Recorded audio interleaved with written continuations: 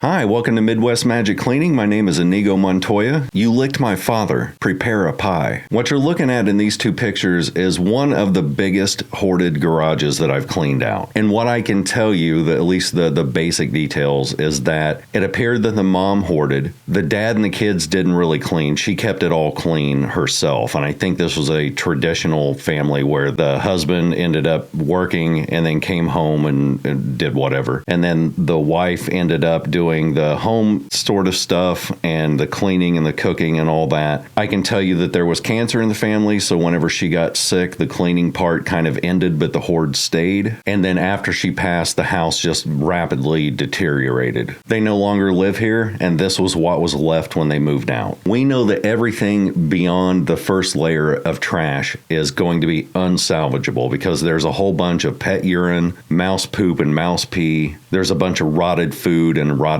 pet food.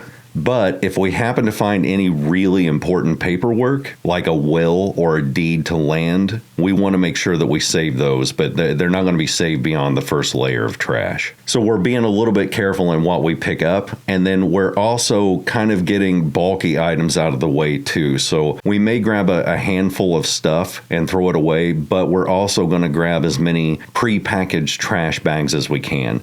And in almost every trash bag that you see us picking up, it's filled with dolls and stuffed animals, and that's going to be a running theme that you see throughout this whole house. We've found so far somewhere around 200 pairs of shoes, and at this point, by the time the garage was cleaned, I would say 500 dolls and stuffed animals. This house also had another thing that we find in many hoarder houses, which is an absolute overload of crafting supplies, but no sign of actual crafted items. So thread, yarn, looms, cross-stitching stuff, but there's no sign that any of that was actually used. It was more like it was just collected from estate sales and yard sales. Then it all went into a box or a tub or a bag and just got shoved into a corner. The other thing we found was hundreds of romance novels, and just like every hoarder house we'd ever done, there were hundreds and hundreds of magazines. I don't know what the deal is, but every house that has hoarding disorder in it also has a massive amount of magazines. Now, later on in the video, once we get down past a certain area, we're going to start using a snow shovel and a push broom. But right now, we'd just be spinning our wheels if we tried that because there's simply too much stuff. It's actually way faster to do all this stuff by hand in the beginning than it is to try to muscle a snow shovel underneath all this pile of crap.